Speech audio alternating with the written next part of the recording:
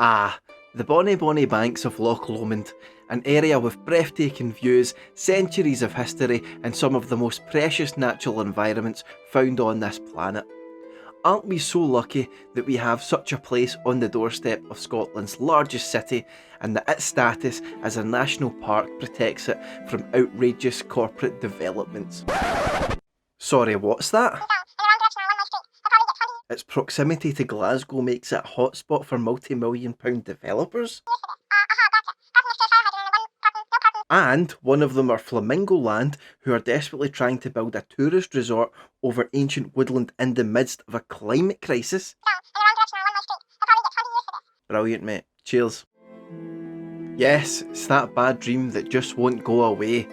The Yorkshire-based theme park operators Flamingo Land have once again submitted a planning application to build a resort on the historic banks of Loch Lomond. This, of course, isn't the first time they've submitted a planning application here. Indeed, the last time they submitted a planning application for Loch Lomond, it became the most unpopular planning application in Scottish history, with a record 60,000 objections. I don't know if you're aware of how deliberately tedious responding to planning applications is, but for 60,000 people to take the time out of their day to oppose a theme park, you should probably pack it up there and then and head home. But, for some reason, Flamingo Land seems set on building this resort. So in this video, we're going to look into their plans for Loch Lomond, the viability around them, and the wider issues that this planning application raises.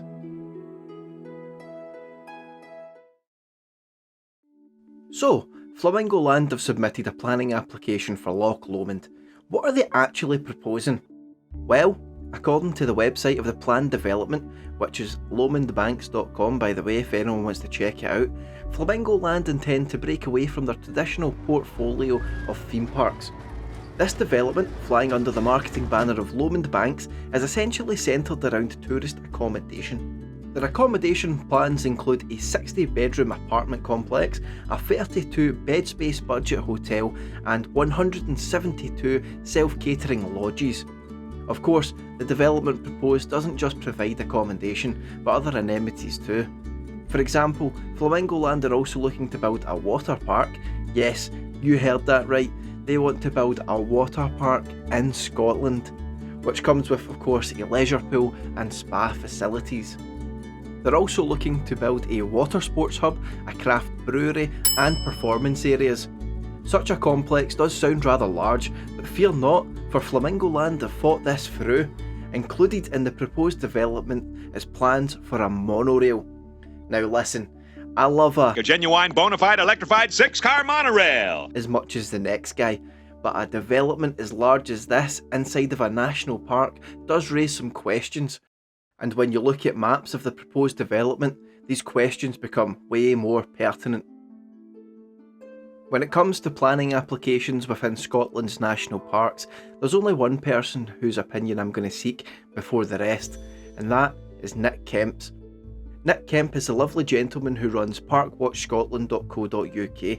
This website was set up by Nick to ensure that Scotland's 2 national parks deliver the aspirations which led to their creation.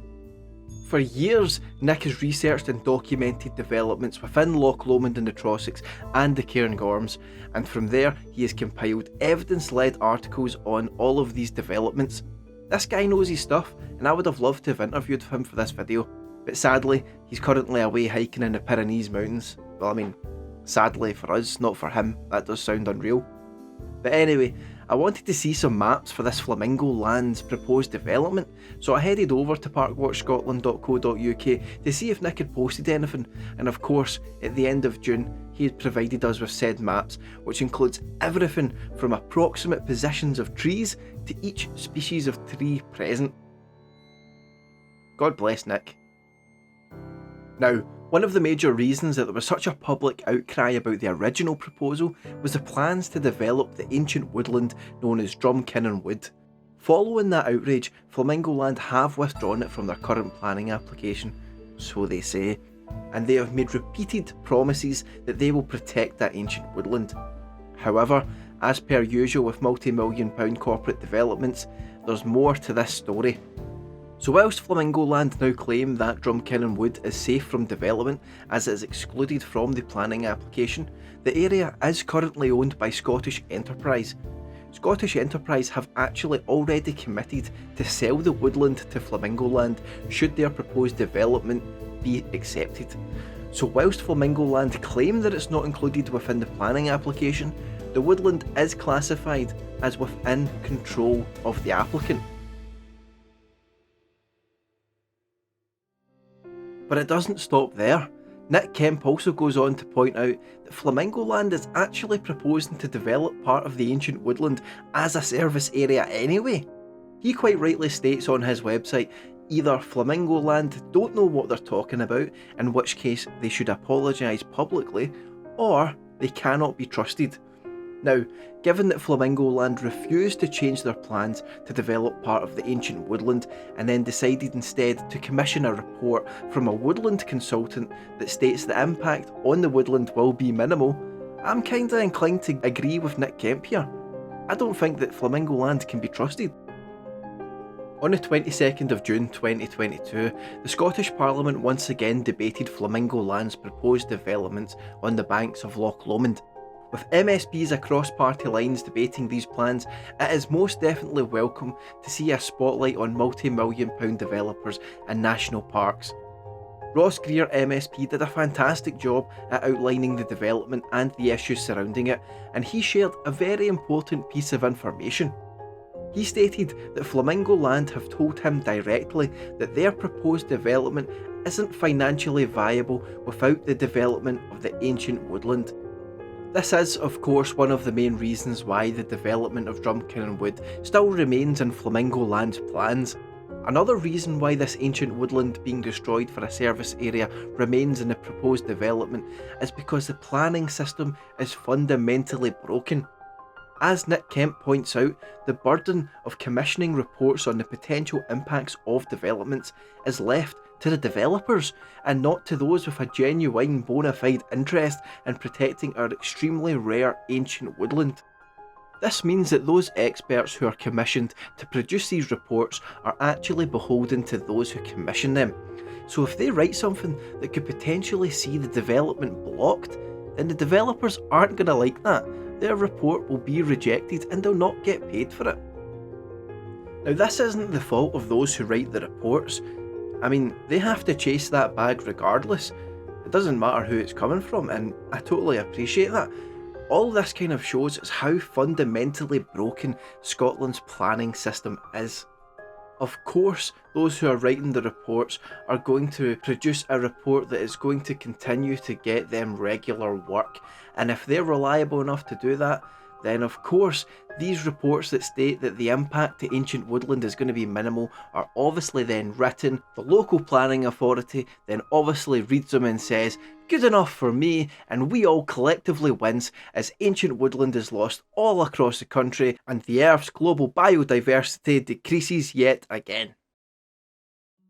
It's easy to read the website created for this proposed development and think, that doesn't sound too bad.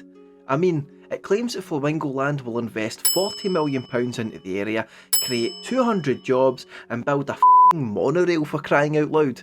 However, as ever, what is left off of the website paints more of a picture than what's on it. Scotland is already infamous for its poor public transport system, so you'd have thought that these multi-million pound developers might have had the decency to extend their wee monorail to cover the local community that they'd be inconveniencing, but of course not. The local community have already came together previously to force the rejection of this development, and you know what? It looks like they're about to do it again. From conducting investigations of the ancient woodland to meeting and deciding what they'd like the space to be used for instead. The community have already banded together to reject profit being extracted from their area and to forge a greener future. There's a lot to be said about the proposed Lomond Bank's development, and perhaps too much to cover in one video, but I must say, given that we are still in the middle of a summer that has included record-breaking heatwaves, maybe it isn't too wise to destroy ancient woodland for a luxury tourist complex. You know what? See, at the end of the day, all power to the local community.